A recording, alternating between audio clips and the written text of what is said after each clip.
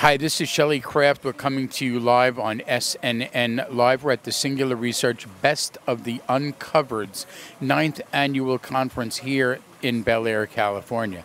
I have with me Dennis Gilles, U.S. Geothermal Inc.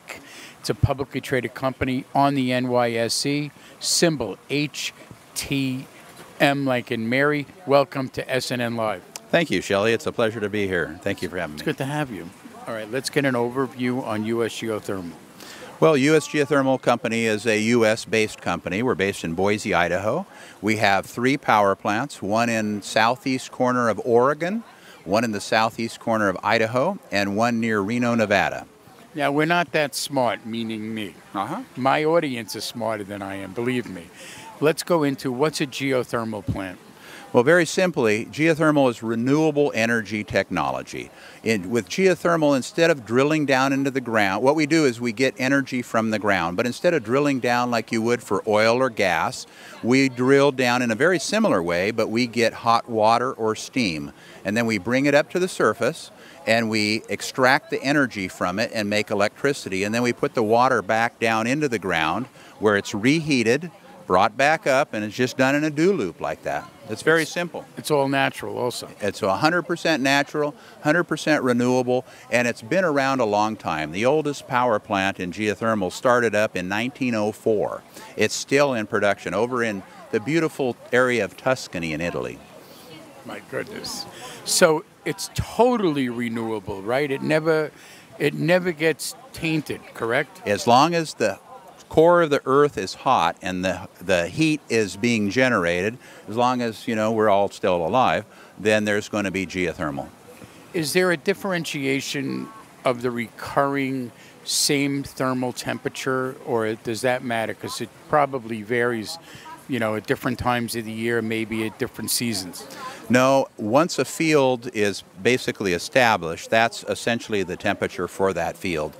Some of the fields, of the 3 plants that we currently have in production, the fluids coming out of the ground are roughly about 300 degrees Fahrenheit.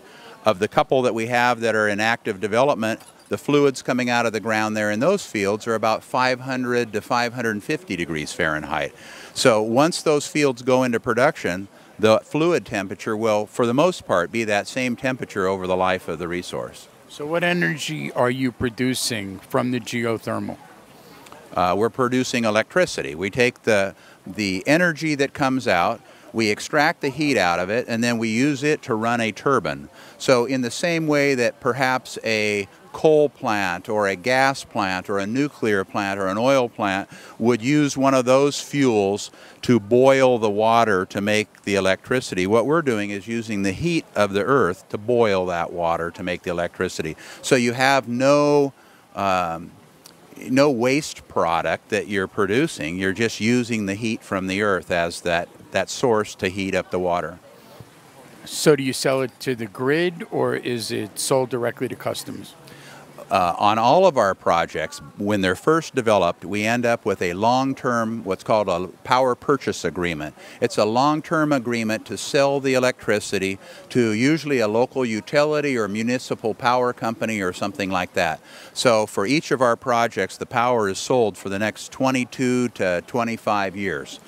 So it's a long-term, predictable. You know, I know what my energy price is 20 years from now. It's already determined. It's just a matter of, you know, producing that electricity.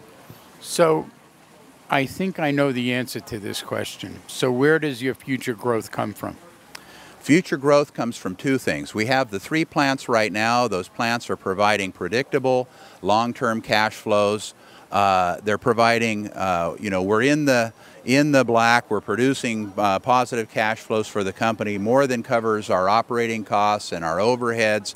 It's contributing to the growth of the company. So we can do one of 2 things. We can either grow by building new power plants, or we can grow by acquiring other plants in a fragmented industry. So we see it as a great growth opportunity right now because there is fragmentation, and the industry is really looking for somebody to bring it together and consolidate it, and we see ourselves, U.S. Geothermal, as the one to do that. Well, let me ask you a good question.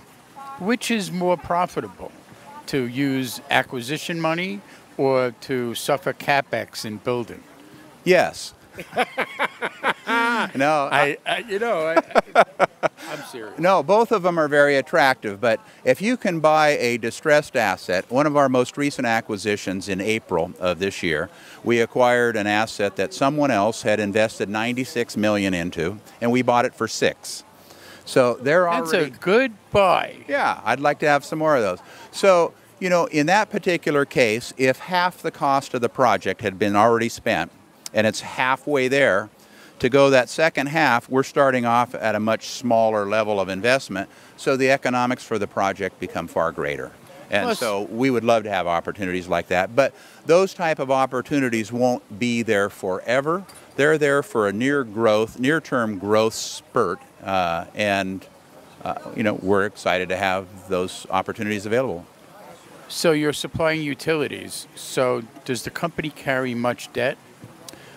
We carry debt at the project's level, but the project debt is actually currently very attractive. One of our projects, our largest loan, is only a 2.6% financing for 22 years, and it's fixed at that rate for the full 22 years. Now, 2.6, I mean, I don't even have that on my house. It's a very attractive finance. In terms of geographic expansion, what are your targets? Are you near big municipal areas? Is there some, you know what I mean, where the energy requirements are dramatically large and they're underfulfilled by current means? Yes and no. Unfortunately, with geothermal, again, likening it to the oil or the gas, you have to go where the resource is and develop where the resource is. And so ideally, you would have the development occur near a large load center where there's a large population. The largest geothermal in the United States is up in Northern California, about an hour and a half north of San Francisco, in an area called the Geysers. Now, that produces the equivalent of a big, large nuclear power plant. It's about 1,000 megawatts of electricity produced out of there. So it's not far from the load center of the Bay Area. Another large one down here near the Salton Sea, south of Palm Springs. So another large generating source near a load center again. But all of them aren't like that. There's some that are scattered way deep in Nevada, and there's not a lot of people in Nevada for a number. I mean, it's there's a lot of desert land there, and then you come to a geothermal plant. So that one, the power has to be transported a much greater distance. So ideally, you would be next to all the major populated areas. Where these plants exist, most people don't even know they're there. You know, probably those two locations, I would imagine you don't know. I mean, unless you're driving right by it, you really don't know that they're there. And when you do drive by them, you oftentimes don't even know that you're looking at a geothermal plant. I stumbled on one once somewhere in Southern California, okay, by the way. Okay. What's your background?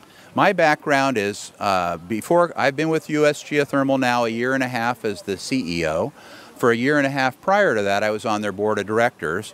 And just immediately, about 6 months before that, I had retired from a company called Calpine. Calpine's the nation's largest independent power producer, and I was senior vice president with them, responsible for the western United States. And in my portfolio was our geothermal. I had 750 megawatts of geothermal as part of about 8,000 megawatts that I had total responsibility for. So I know geothermal real well. I started in geothermal back in 1987 after working for Southern Cal Edison subsidiary for a couple of years, and then an oil company called Arco before that. So a lot of time in energy, but 23 years with Calpine, 27 years in geothermal. So good amount of experience there.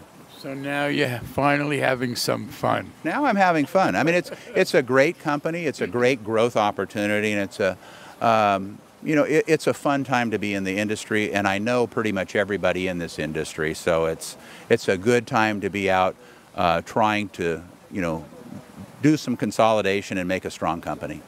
So we'll call you Mr. Geothermal. What is your website? I'm sure our audience wants to know. Our website is www.usgeothermal.com. So USGEOTHERMAL.com. Ladies and gentlemen, Dennis Gilles, U.S. Geothermal Inc. It's a publicly traded company. The symbol is HTM. I'm Shelley Kraft. This is SNN Live. We're at the Singular Research Best of the Uncovered 9th Annual Conference, and we're live at the Lux Hotel in Bel Air, California. Dennis, Great. thanks for coming. Thank you, Shelley. I appreciate the time.